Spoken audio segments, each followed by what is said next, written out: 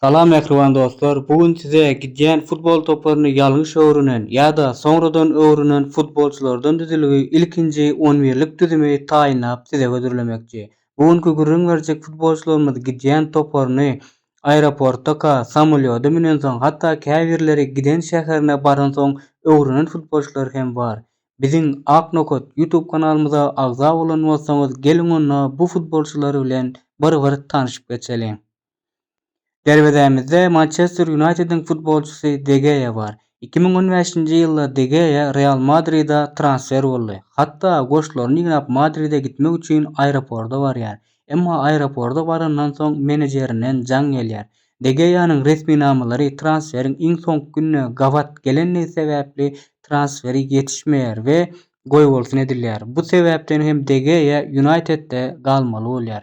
Pikirlenip görüň, bugün Real'yň oýunçysy boldum diýip oýanýaňyz, hatda aeroportda barýaňyz, emma transfer bolmadygyňyzy öwrenýäňiz. Hatda o günlerde Real'yň derbezabany Keylor Navas hem United'e geçmekçidir. Ýagny iki topar derbezabanlary biri-birlerine bermekçidiler. Navas hem De Gea ýaly Real Madrid'de galmaly bolýar. Bu günlerde 34 ýaşynda bolan Usat derbezaban Italiýanyň Fiorentina'synda futbol oýnaýar. Emma De Gea gidenden soň özüne dogry düzgün derbezaban tapyp bilmeýän United bolsa De Gea'ň gidenine puşman bolany meňzeýär.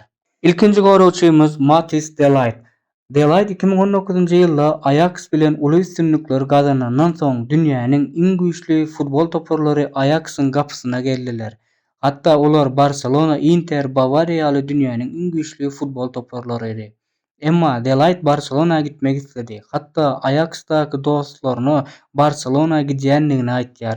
Ol döwürlerde Barcelona'ya giden öz topardaşy De Jong'a hem ýakynda men hem Barcelona barýan diýip jaň edýär. Emma menejeri Mino Raiola De Ligt ýaly düşünmeýärdi. Ol Juventus'tan gelen 85 milliονlyk teklife bolýar diýär we mundan habarsyz De Ligt Barcelona uçýan diýip minen samolyody Torino şäherine barandan soň Juventus'un oýunçysy bolanlygyny öwrenýär.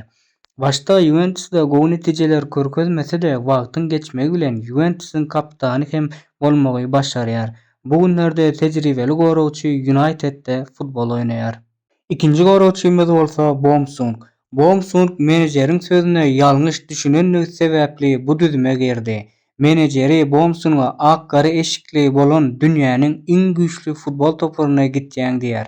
Ol döwürlerde Glasgow Rangers'ta oýnaýan Bomsung bolsa Juventus'a gitýändirini öýtýär. Hatda maşgalasyna hem dostlaryna Juventus'a gidýän diýip aýtýar. Emma Bomsung Angliýanyň ak-gary eşikli futbol topary bolan Newcastle'a gidýär.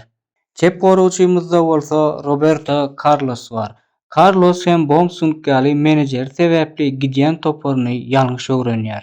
2011-nji ýylda Roberto Carlos'a menejeri jaň edip "Seni dünýäniň iň köp gazanan 5-nji futbolçusy etdim derrew Rossiýaga gel" diýär.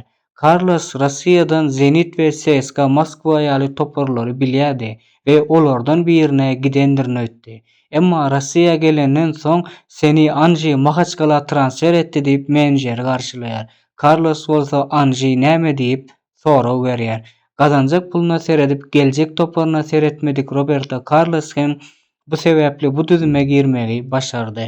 Hakykatdan hem bir döwürler milliarder iş adamy Süleyman Kerimow Anjyny dünýäniň iň baý toparlarynyň biri edipdi. Hatda ol döwürlerde Inter'den gelen Samuel Eto'o $20 million aýlygy bilen dünýäniň iň köp gazanan futbolçusy bolupdy. Şu wagtky döwürlerde bolsa Anji Rossiýanyň divizionlaryna ýarışýar. Nirden nire geldiler. Sağ gorawçymyz bolsa Julia Kunde bar. Kunde 2022-nji ýylda Sevilla'dan Chelsea'ga gitmek üçin ılalaşdy. Chelsea öz resmi hesaplaryndan hem Kunde'ni transfer edenliklerini duýurdular. Hatda saglyk raporyny almak üçin Kunde hastahanaga gitýär. Emma saglyk kontrollarynyň geçip durka menejeri Kunde jaň edip Barcelona'nın hem onu isteýänliklerini aýdýar. Chelsea üçin saglyk raporyny almana gelen Kunde saglyk raporyny alyp Barcelona'ga gidýär. Häzirki döwürde hem Barcelona'da oýnaýan Kunde Barcelona'nyň iň gowy futbolçularyndan biri boldy. Birinji ýarym gorawçymyz bolsa John Obi Mikel bar.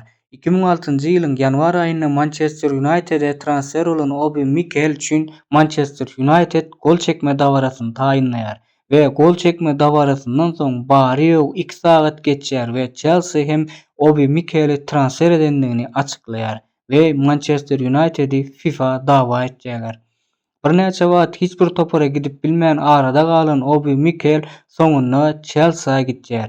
Hem Chelsea'niň hem United'iň gol çekme dawarasyna gatnaşan Obi Mikel hem bu düzüme girmäge başaran oýunçulardan biri. İkinji ýarym gorumçymyz bolsa Wijnaldum. Wijnaldum 2021-nji ýylda Liverpool'dan aýryldy we Barcelona bilen ylalaşýar. Hatda Barcelona gitmek üçin aeroporta gelýär. Emma aeroportda samolýoda garaşyp durka menejerinden jaň gelýär. Fransiýanyň PSG topary Wijnaldum'a 2 hisse aýlyk teklip etjändiklerini aýdýar. 2 hisse puly gören Wijnaldum bolsa Barcelona uçmak üçin gelen aeroportuna Fransiýa, Paris'e uçýar. Hatda o sagatlarda Barcelona janköýerleri hem Wijnaldum'a Instagram'dan Barcelona hoş geldiň diýip ýazýardylar. Emma bir sagatdan soň Paris'de Wijnaldum'un gol çekendigini görüp galýarlar. Sag ýarym gorumuzda bolsa Malcolm bar. 2018-nji ýylda Malcolm Roma transfer bolýar. Hatda Roma Instagram hasabyndan Malcolm'y transfer etdik diýip açyklaýarlar. Bu habar duýan ähli Roma janköýerleri Malcolm'y garşylamak üçin aeroporta gitýärler.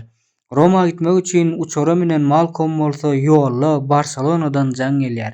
Bizde oynamak isleýäňmi diýip. Malcolm hem pikirlenmän hawa diýip jogap berýär. Roma diýip ýola çykan samolyot Roma däl Barcelona gonýar. Roma aeroportunda Malcolm'a garaşan Roma janköýerleri bolsa habarlardan Malcolm'un Barcelona gelendigini öwrenip galýarlar. Malcolm Barcelona'da kän üstünlik gazanyp bilmedi. Ol soňra Zenit'e gitdi. Zenit'ten soňra bolsa Arabistana gitdi. Häzirki döwürde Malcolm Arabistanda futbol oýnaýar. Çep ýarym gorumuzda bolsa Robinho bar. 2008-nji ýylda Robinho Real Madrid'den aýryldykdan soňra Chelsea bilen ylalaşyp baglanşýar. Robinho Chelsea üçin uçara menip ýola çykýar. Emma ol sagatlarda Chelsea EM Robinho'nyň formasyny öz internet sahypalaryndan satışa çykardylar. Muny gören Real Madrid'in prezidenti Florentino Perez bolsa intäk gol çekilmäke formasyny satmagyna gahary gelip bu transferi goýbolsyn etýär. Ve şol arada Manchester City hem transfer üçin Perez'e jaň etýär we Manchester City bolýar diýär. Bu zatlardan habarsyz Robinho bolsa uçordan ýene London şäherine däl Manchester şäherine gelýär. Öňünden çykan City'niň ýol başçylaryna bolsa Chelsea'ye gelenme ören şat diýip jogap berýär. Başga şäher, başga topar, emma hiç zatdan habarsyz Robinho. Robinho hem şähere gelen soň gelen toparyny öwrenip galan futbolçulardan biri. İlkinji hüjümçümizde bolsa Sergio Djehua bar. Sergio Djehua menejeri jaň etýär we ony Cizrespor'un transfer edendigini aýtdyar. Emma Djehua Cizrespor däl Rizespor diýip ýalňyş düşünýär we bolýa diýip bu transfere jogap berýär we aeroporta gelenden soňra öňünden çykan futbol janköýerleriň Rizespor däl Cizrespor bayraklaryny görenden soňra özüniň Cizespor'a gelendigini öwrenip galýar. İkinji hüjümçümizde bolsa TV Bifuma bar. Bifuma Iran topary Esteglal'dan transfer teklibi gelýär. Ol hem bu topar barada internetten birnäçe maglumatlary seredýär we Esteglal'yň Aziya Çempionlar Ligasynda Ronaldo'ly Al Nassr bilen oýnajakdygyny görýär we bu sebäpden hem Esteglala bolýar diýär. Emma Bifumanyň bilmeýän bir zady bardy. Iran'da 2 sany Esteglal bardy. Esteglal Tahran we Eleke Esteglal. Bifumanyň seredeni bolsa Esteglal Tahranny. Emma Bifumanyň transfer bolan topary Eleki Esteglaldy. Yani bu iki topu iki adynyň meňzeş bolanlygy sebäpli Bifuma hem ýalňyşlykla Ronaldo bilen oýnamana gelen futbol toparyna Aziya Çempionlar Ligasyna gidip bilmän Beýleki Esteglalda galmaly bolýar. Mähriban dostlar, görüşüňiz ýaly bugün gitýän toparlaryny ýalňyş öwrenen ýa-da soňky mutlarda üýtgeden futbolçulardan düzülgi 11-ligi taýynladyk. Şular ýaly videolary seretmek isleseňiz biziň Ak Nokot YouTube kanalymyza agza bolup bilersiňiz. Ýene görüşýänçä hoş sag bolun.